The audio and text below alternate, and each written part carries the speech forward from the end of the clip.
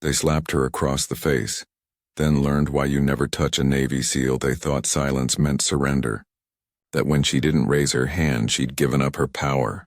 But the truth was quieter, deeper, and far more dangerous. Because the woman they humiliated wasn't just another officer. She was a ghost from the ocean, a Navy SEAL who never forgot discipline. It happened on an ordinary Tuesday at 0900 hours in the Naval Tactical Leadership Hall, a room built for theory, not explosions.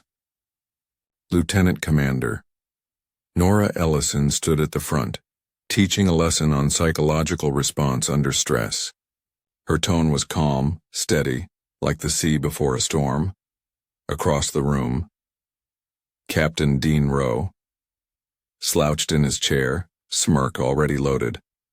He'd been itching to prove something since the moment she walked in, that he wasn't afraid of the woman who outranked him. When Nora called on him to lead the next simulation, he pushed back from his seat, his boots scraping against the floor like a warning. "How about we do something real for once?" he said, his voice thick with arrogance. Before anyone could react, he closed the distance, 2 feet, 1 breath, and slapped her across the face.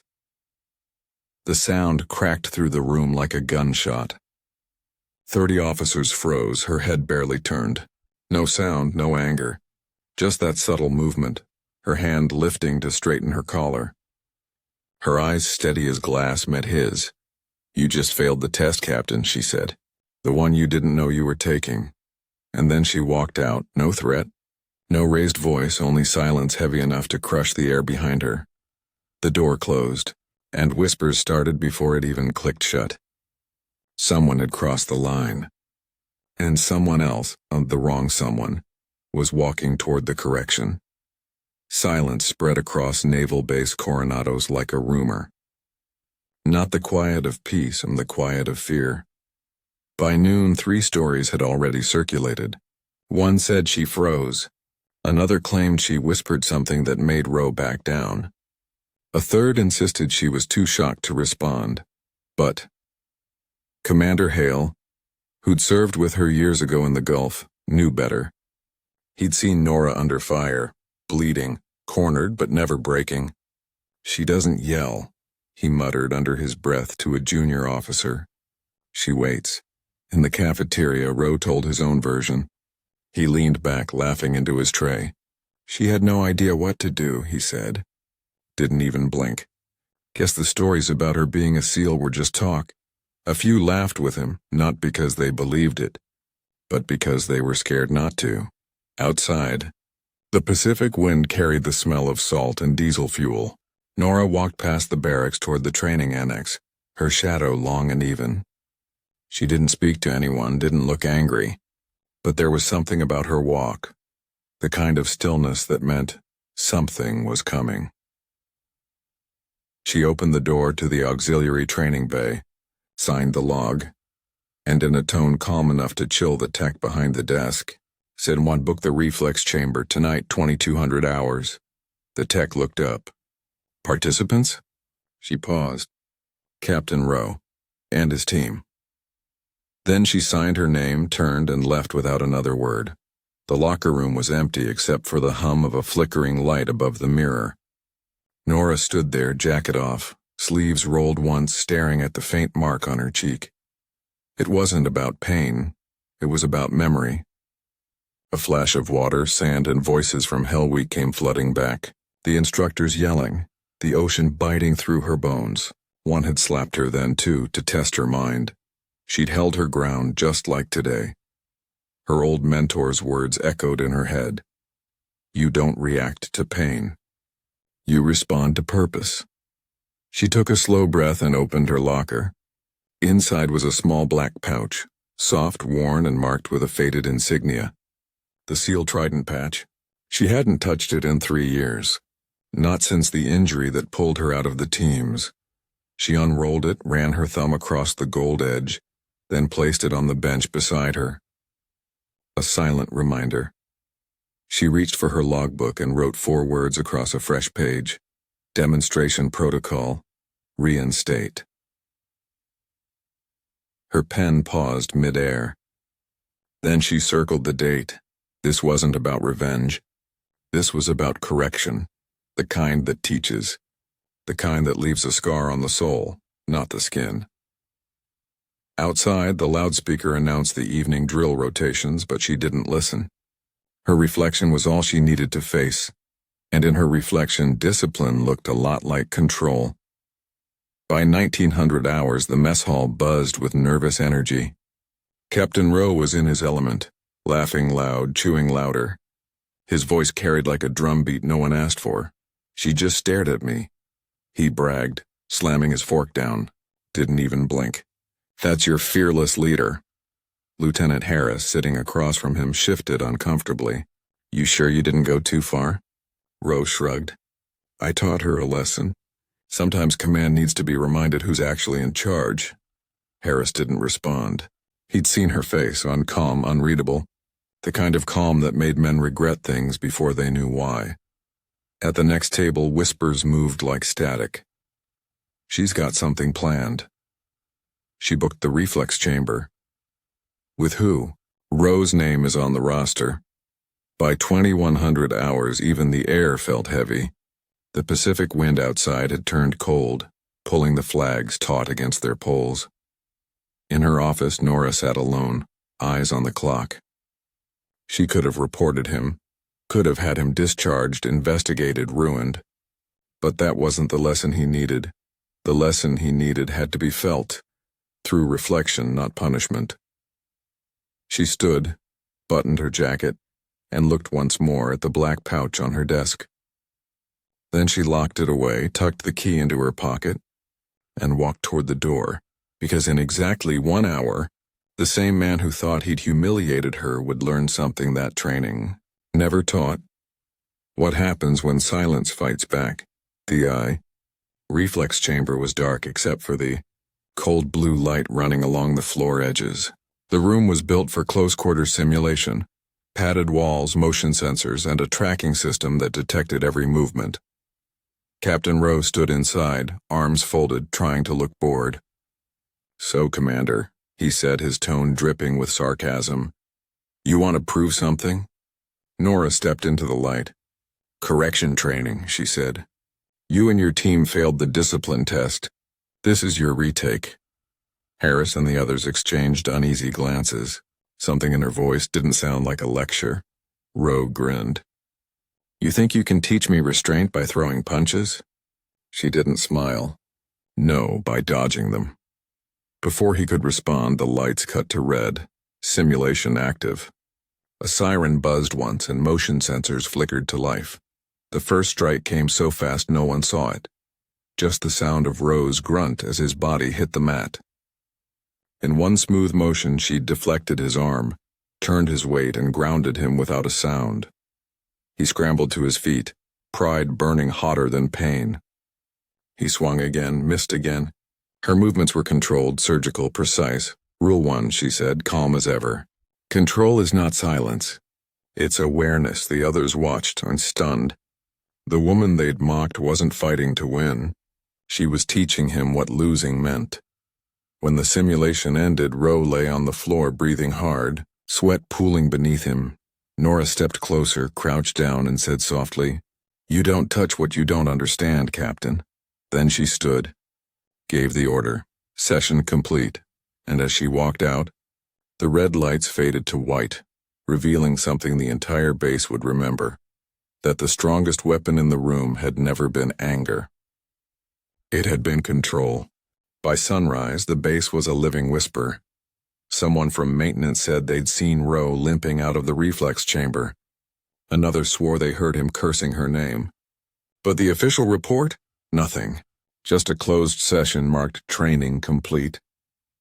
Commander Hale read the log twice, jaw tightening.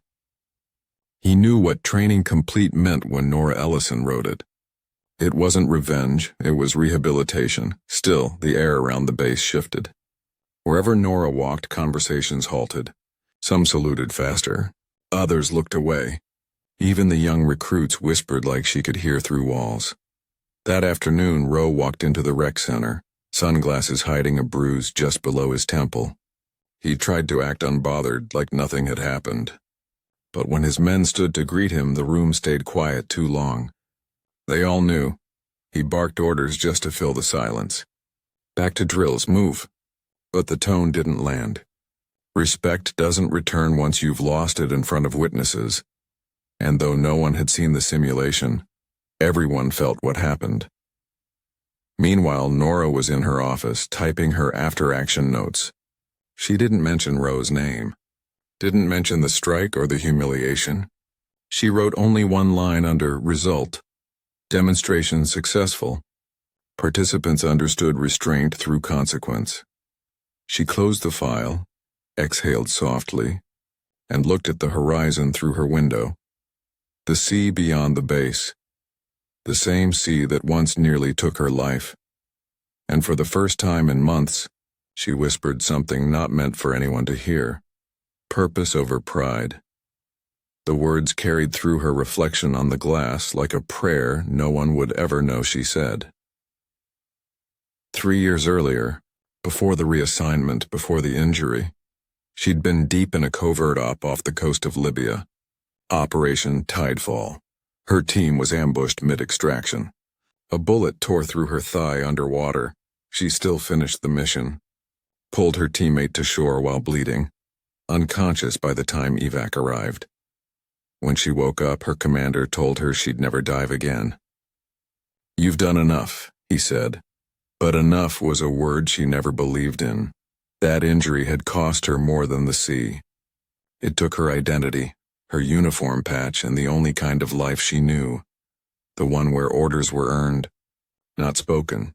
Now standing in her office years later, she could still feel the cold water around her legs, the weight of the ocean trying to drag her under. Back then, she survived because she'd stopped asking why me, and started asking what next. And now, that same question echoed again, not about pain, but about teaching, because somewhere out there, every woman who'd been silenced, doubted, or dismissed was watching her, even if they never knew her name, and she wasn't going to let them think silence meant defeat. Not anymore. The next morning, she was summoned. Commander Hale waited for her in the operations conference room, blinds drawn, projector off. 2 other officers sat at the table, clipboards ready. "Commander Ellison," Hale began, voice neutral. "We received multiple informal reports regarding last night's session. Care to explain what kind of reflex training you were conducting?" Nora stood tall, shoulders square. "Demonstration protocol. It's part of the behavioral command module." "And Captain Roe's condition?" Hale asked. She didn't blink. "Improved." A pause. The other officers exchanged looks. "Improved how?" Nora's tone didn't change. "He now understands the physical limits of ego." Silence. Long, heavy. Hale fought the urge to smile. The woman standing before him wasn't reckless, and she was deliberate. Finally, he nodded. No further questions. When the room cleared, he stopped her at the door. "You could have filed a report," he said quietly. "I don't file lessons," she replied. "I teach them." He nodded once, the faintest flicker of respect crossing his face. "You're going to catch heat for this." "Maybe," she said, "but he'll never raise his hand again." And she walked out, steady, composed. A storm with perfect balance. Days passed. The tension dissolved into something else. Reverence. Roe showed up early to drills. He started listening. Not talking, listening. His men noticed first, then the officers. The arrogance drained out of him, replaced by something raw, almost humble. No one knew what she told him that night. But whatever it was, it stayed with him. He stopped mocking her name. Stopped laughing in the cafeteria. He even approached her office once, hand raised to knock, but turned away before making contact. When Hale saw the change, he understood. Correction complete. Meanwhile, Nora's team was prepping for a leadership exercise, psychological endurance under extreme silence. It was the kind of test most officers dreaded, but for her, silence was home. That night, after lights out, she walked along the pier outside the base. The sky stretched endless, stars reflected in the dark water below. She pulled the black pouch from her pocket, unrolled it, and stared at the sealed trident in her palm. For years, it symbolized pain, everything she lost. But now it looked different. Not as a reminder of what she couldn't do anymore, but proof of what she still could. She closed her hand around it and whispered, "I'm still in." And for the first time since the injury, she smiled, not out of pride, but peace. 3 days later, there was a knock at her door. She looked up from her desk. Captain Rowe stood there, no smirk this time, no armor in his voice. "Permission to speak, ma'am?" "Granted," she said, eyes never leaving her paperwork. He stepped inside, hat in hand, words catching in his throat. "I came to apologize for what I did. I don't have an excuse." Nora set her pen down slowly. "You don't owe me words, Captain. You owe yourself understanding," he nodded, swallowing hard. "I do now. That night, in the chamber, I realized something. You weren't fighting me. You were showing me how out of control I was." She didn't respond immediately. Silence stretched between them until he spoke again. "You could have destroyed me," he said. "But you didn't." She looked up, calm and composed. "I wasn't trying to destroy you. Oh, I was trying to return you to yourself." He stood still for a long moment, then saluted. "Not out of duty, but respect." "Thank you," he whispered. When he left, she turned back to the window. Outside, the flag shifted against the wind, its edges catching the early light. And for the first time in a long time, Nora Ellison felt the kind of silence that heals, not hides.